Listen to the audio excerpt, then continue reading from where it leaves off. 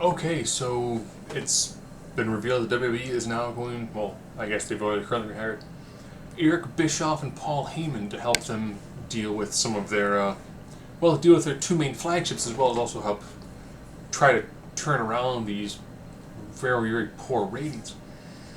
It is unique that in the past, in one of the best eras of SmackDown, Heyman was at the helm. Now there's Bischoff on SmackDown, with Heyman being on Raw. Ironically, Bischoff has said that if you're going to have two different shows, they should feel different. Which, the one that sucks about the wild card is SmackDown now kind of feels like it's Raw Light. It's Raw 2.0, which if you didn't like Raw, then you bleed Raw into SmackDown, hoping, well, maybe we can take some of the horrible ratings on Raw and use that to increase SmackDown, and it's just not really working incredibly well. But if they turn SmackDown back to kind of the Paul Heyman era where he had a good core group of guys that had great chemistry that could all put on good matches, you throw in a couple of established talent with that, and then that's it.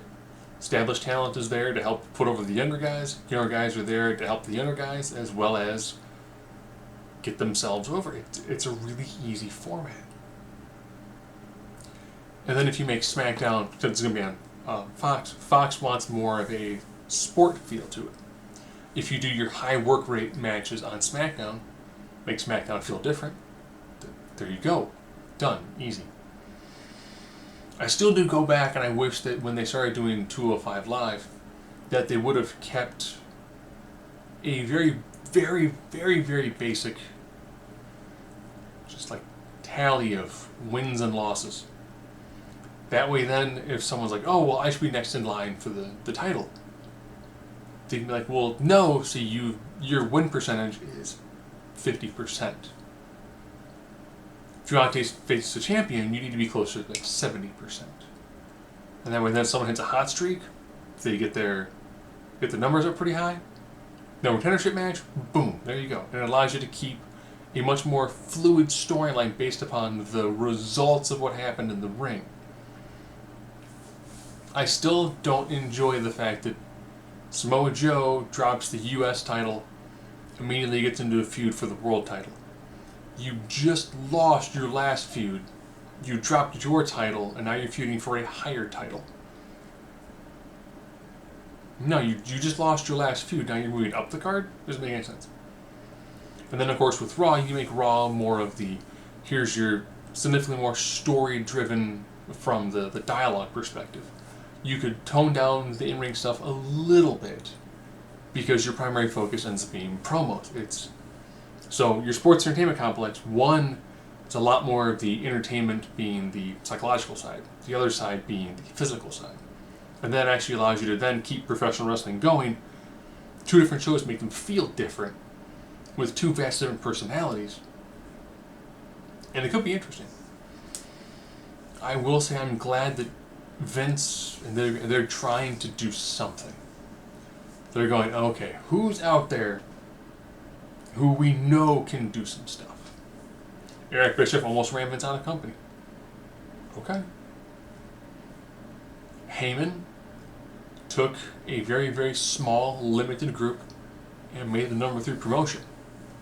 And was able to find talent that nobody else wanted, polish him up enough that he got rated by everyone else because they went, that guy seems pretty good. And he was like, but you didn't want him like a year ago. I brought him in here, I built him up, I gave him some momentum, I changed his moveset, we did some stuff here and there, I gave him some character development, now you want him back? Okay. That's what Raw needs. Raw needs to take people, give them characters and backstories, and then work forward with that. And then use that into the matches. SmackDown side, you can also do the exact opposite. You can take the in-ring aspect, use that to modify someone who might not have fantastic, basic charisma skills. We'll look at someone like Cesaro. Cesaro has fantastic physical charisma. He can do a beautiful in-ring match. You put a microphone in his hand, and it's not good. So with him, if you begin his story in the ring, you then have him cut the short promo after the ring work, where it doesn't need to be long. He's recap what happened, his thoughts, and him going forward. Instead of, well, here's why I'm here, here's why this match is important, and then, no. No, certain people work better when you put them in the ring, you have them work a 15, 20-minute match, then you do the 30-second promo afterwards. And instead of, oh, you do a 3-minute promo before, and then a 10-minute match. No.